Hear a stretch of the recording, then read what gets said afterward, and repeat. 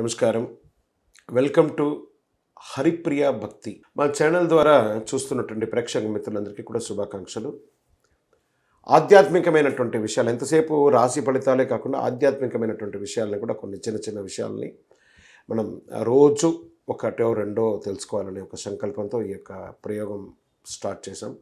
అందరికీ తెలిసిందే, మళ్ళీ రివ్యూ చేసుకుంటున్నాం అంతే. ఇది కొన్ని ప్రోగ్రామ్ ఒక్క నిమిషం ఉండొచ్చు, కొన్ని ప్రోగ్రాం 2-3 నిమిషాలు కూడా ఉండొచ్చు. కానీ మంచి మెసేజ్ని ఇవ్వడానికి చాలా వరకు ప్రయత్నం చేస్తున్నాం. మా ఛానల్ సబ్స్క్రైబ్ చేసుకోండి, పక్కన ఉన్న గంట గుర్తుని క్లిక్ చేయండి. మీ మిత్రులకు అందరికీ వాట్సాప్, ఇన్స్టా, ఫేస్బుక్ అన్నిట్లోనూ షేర్ చేయండి. నమస్కారం.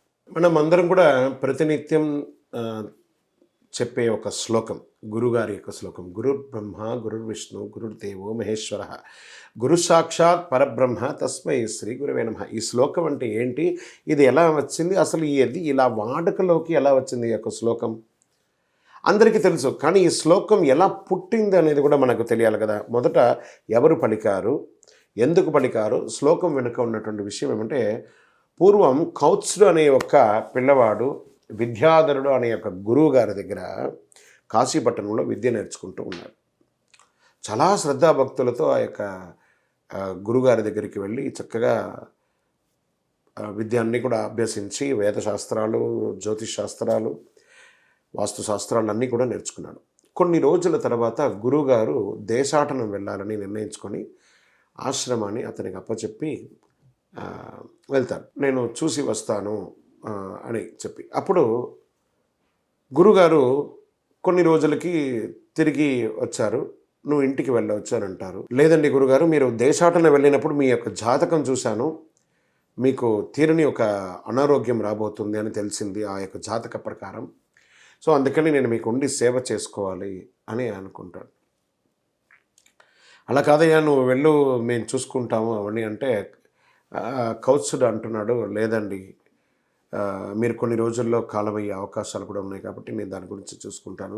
జాతక ప్రకారం ఉన్నటువంటి దాన్ని మేము విశ్వసిస్తాం కాబట్టి నేను మీకు సేవ చేస్తానని చెప్పి గురుగారికి సేవ చేయడం మొదలు పెడతాడు కౌత్సుడు.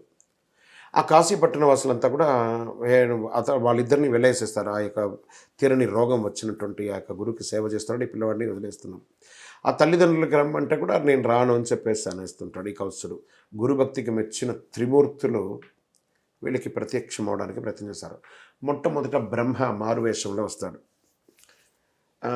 నువ్వు ఆ గురువుని వదిలేవయ్యా, కౌసా నీకు మంచి కోరికలు ఇస్తాను, మంచి వరం ఇస్తాను అంటాడు.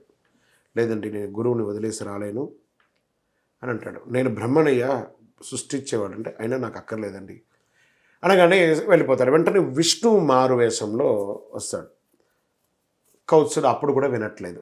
లేదండి, నేను మా యొక్క గురువుగారికి తప్ప నేను వేరే ఎవరికి చేయట్లేదు.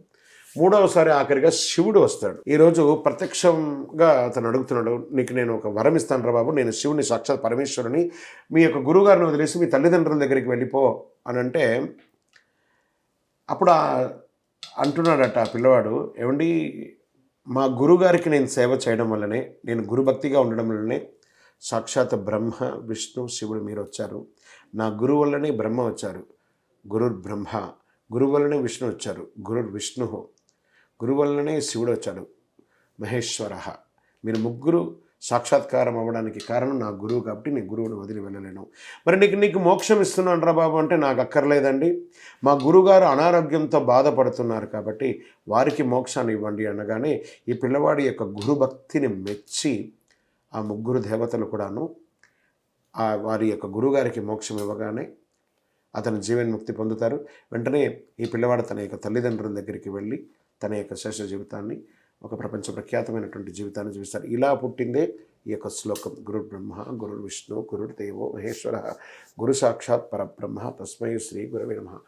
తుల్య నిందార్ స్థితిర్ మౌని అంటారు. ఏ విధమైనటువంటి ఉన్నా కూడా గురువు యొక్క గొప్పతనం ఏమంటే, ఎవరితో పోలుద్దాము అని చెప్పి అంతా కూడాను అందరూ మాట్లాడుతుంటే, ఒకళ్ళు అంటున్నారు బంగారంతో పోలుద్దాం, ఒకళ్ళు సమందకమణితో పోలుద్దాం, ఇంకొకటి అంటే, అప్పుడు అందరూ సమందకమణితో పోలిస్తే ఏమవుతుందండి, తన అంత విలువ గల ఒక బంగారాన్ని మాత్రమే అది రోజు పుట్టించగలదు. కానీ గురువు తనకంటే తన శిష్యుణ్ణి గొప్పవాడుగా చేసి చూసి ఆనందపడే వాళ్ళలోనే గురువు ఉంటారు. కాబట్టి గురువు మనకంటే చాలా గొప్పవారు. ఆ గురు యొక్క ప్రతి దీంట్లోనూ ఆ గురు భక్తి ఎక్కడైతే ఉంటుందో వాళ్ళకి అనుగ్రహం ఉంటుంది. అందుకే గురుర్ బ్రహ్మ గురుర్ విష్ణు గురుర్ దేవో మహేశ్వర గురు సాక్షాత్ పరబ్రహ్మ తస్మై శ్రీ గురవే నమః. విజయోస్తు.